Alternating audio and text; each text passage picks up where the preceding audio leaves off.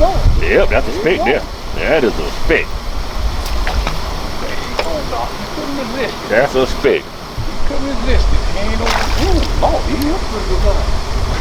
Good morning and welcome to Hook Legends. I'm Henry Cummings, your host. I'm fishing today with the jig master Hugh, who's busy right now trying to put a slab in the boat. We're out here today. We're going for the morning bite. We've got some minnows and bobbers, and we're fishing current where the overflow valves are for a lake. So we're going to see if we can take some fish out the water and put them in the boat.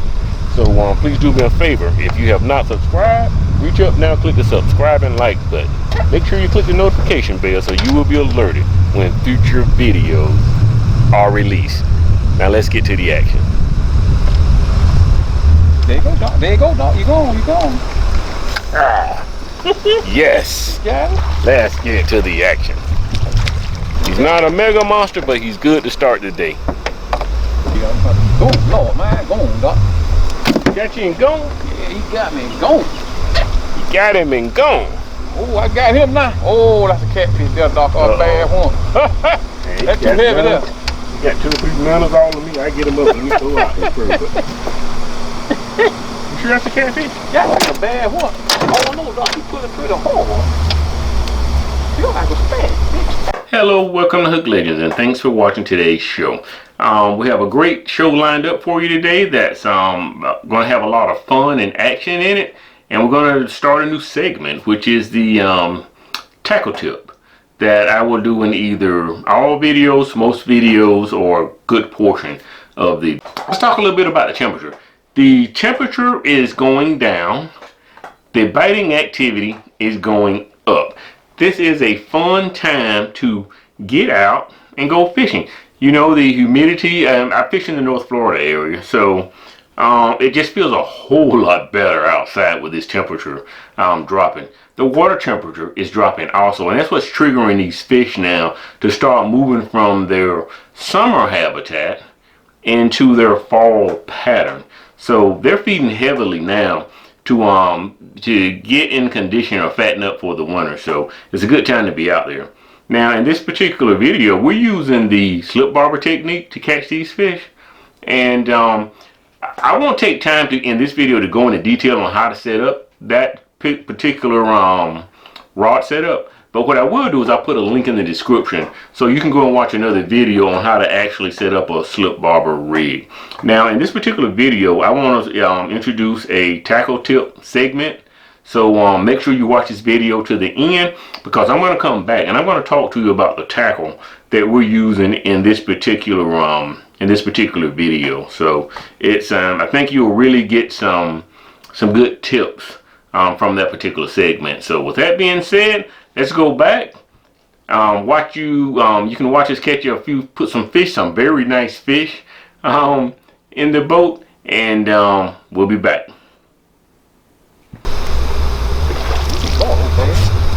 I'm surprised, man, but they usually come up and jump.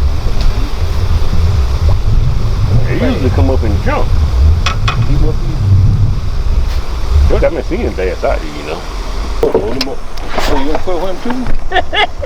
Ain't what we're looking for, but hey, you all right? Hey, there, ain't it? Right, come on, get pretty, right? It's right. It's too much to be a spec, man.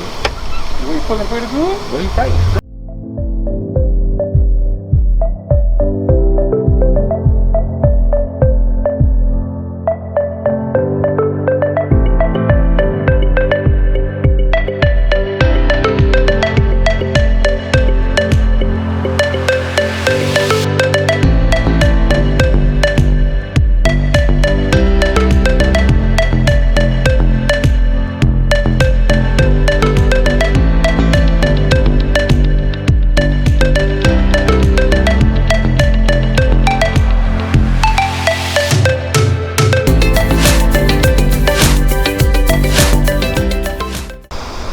You got a cork out there one? Behind you. It's behind you.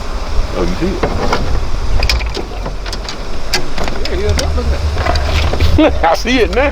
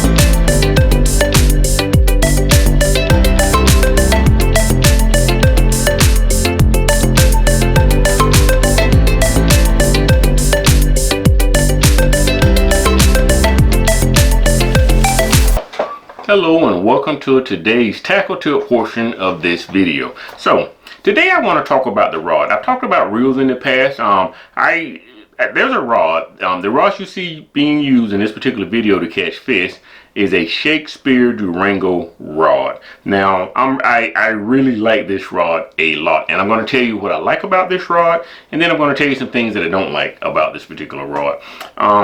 One of the reasons I like this rod is it's very economical. You can pick these up for around $12 at your local Walmart. So that's one of the reasons that I like this rod. A second thing that I like about this rod is that it has enough backbone. You can see us easily lifting fish, nice size fish. You can see us lifting those fish up out the water. So it has enough backbone to actually lift out some decent size crappie. So another thing I like about this rod is this rod has enough give, enough flexibility in it, so that when you catch a fish, you know, crappie tend to open their mouth and they suck the food in. And if you're moving along, or moving away from the fish at the point in time they bite it, if you have an extremely stiff rod, I think it impacts their ability to really suck that in. So I like to see that rod tip give a little bit when the fish is actually doing that thump to suck it in. So this rod has enough initial flexibility to allow the crappie to pull that food into their mouth, enough stiffness to it doesn't bend down double when you're fighting the fish and bringing it to the boat. So it's economical, it has enough backbone in it, and it has a soft enough tip so that it doesn't cost you any fish. So now let me tell you what I don't like about this particular reel.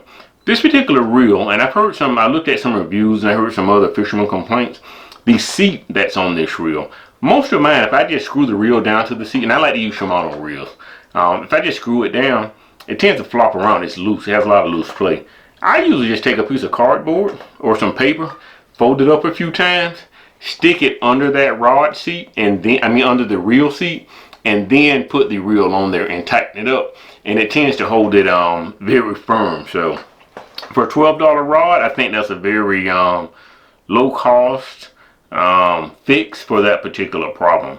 The second thing I don't like about this reel is I'm not exactly sure what has influenced this, but the Shakespeare Durango rod now, I'm having a very hard time finding the colors that I like. Initially these rods were, I think maybe green color way back, and then as much as maybe 5 years ago, I was picking these rods up in a gray color and they had a red color. Wasn't too thrilled about the red, but when I went there, if they had red and they had some gray, I would just pick up whatever they had. Now these rods they're in some very modern colors. Fluorescent orange, fluorescent green. Now I like to fish in what I call stealth mode. I like to go out and fish and not draw a whole lot of attention.